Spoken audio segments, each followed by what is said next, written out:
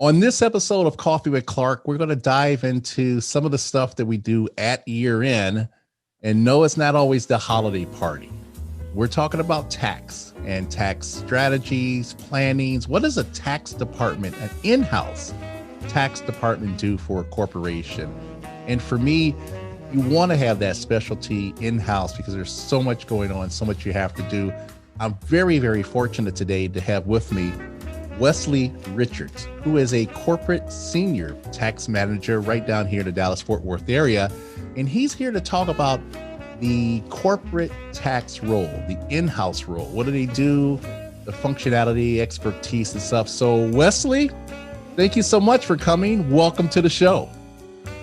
Thank you, Clark, for having me. I appreciate it. I'm excited to be part of Coffee with Clark, and happy to be able to expound some of my years of experience on an in-house tax role.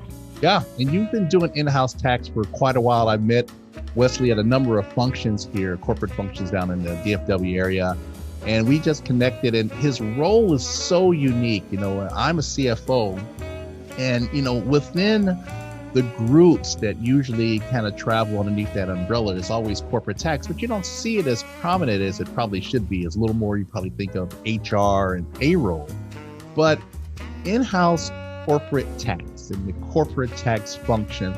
Wesley, just if you can, give us an overview of the functionalities of in-house tax in any corporation. Absolutely, happy to. The roles that an in-house tax team typically perform depends on the nature of the company's business and the countries that it operates in. But typically it covers tax accounting, otherwise known as tax provision, corporate tax, transfer pricing, if you have international presence, tax governance, risk management, tax audit and resolution, tax policy development, tax strategy, other indirect taxes, otherwise known as sales and use, and business license and excise tax, depending on the type of industry. As well as, finally, depending on the organization, you have global mobility and employee taxes. Those are some of the things that an in-house tax team handle. And depending on the size of the firm, that could be a huge volume of quarterly and monthly transactions that you guys are processing. Am I correct? That's correct. Absolutely. You also have things that are quarterly and monthly. Typically are your sales and use taxes, as well as your different various estimated tax payments and extension payments. One of the things that an in-house tax team, I just mentioned earlier some of the things that they do, but typically an in-house tax team is led by someone like myself, a senior tax manager, a tax director, or head of tax. That terminology tends to be used interchangeably. Typically, in-house tax teams depend on the size of the organization, anywhere from, typically see it in an organization from $50 million, sometimes up to $1 billion, maybe depending on that, maybe a little bit higher. Tax teams are typically one person or the head of tax, senior tax manager, tax director, and maybe a small group of one or two other people. And of course, the risk factor. So let's talk about mitigating risk. Just like we have internal audit, internal tax is that first layer of risk management to ensure that we are properly filed in every state and local county that we need to be in, but also on the federal level. Talk about some of the risk management that you're able to secure for a firm by having in-house tax managers. Absolutely. I think of the tax rule as being one where one of my first duties is to file accurately and timely, but also to mitigate exposure and tax risk. That tax risk can come in many different ways, and that tax risk is initially seen when you're starting up a company.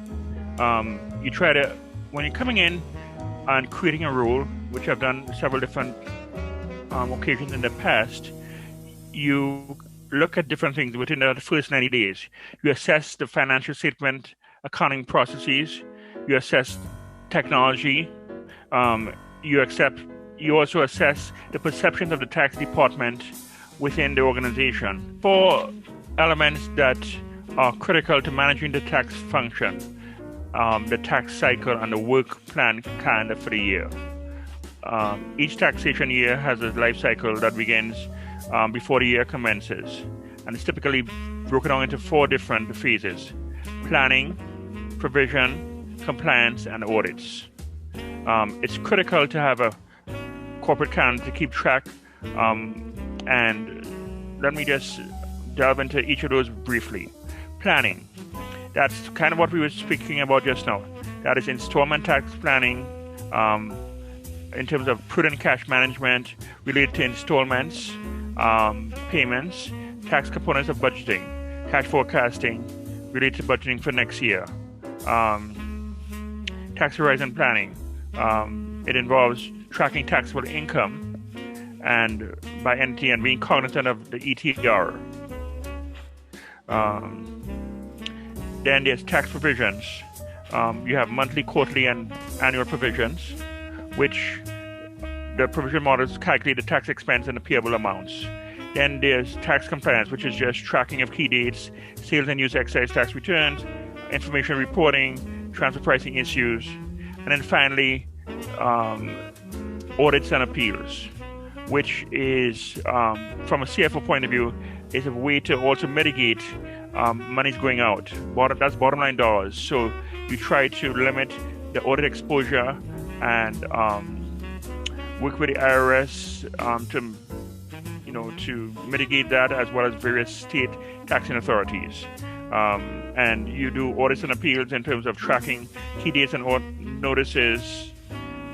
So those are some of the 4 items. Yeah, those are hugely important. And as a CFO, we're always looking for cash strategy planning. So, of course, we're always taking a look at the bottom line. That's the whole P&L, understanding the operational cost, and everything relates to earning $1. So, Wesley, this entire show has really been dedicated to tax, and most people will say, oh my goodness, I'm going to fall asleep. How did I last through a tax show? But let me tell you, you really made the points interesting, and we all know the value add of having quality in-house tax. So Wesley, we're going to put your contact information up. Again, our guest today was Wesley Richards, a corporate senior tax manager right here in the DFW area. And Wesley, is there anything else that the folks out here really need to know about you and your services? That I think one of the things that's really important to know is that there's a difference between individual taxes and corporate taxes. People always think of taxes as individual taxes and your tax return being filed by April 15th. But there's a whole,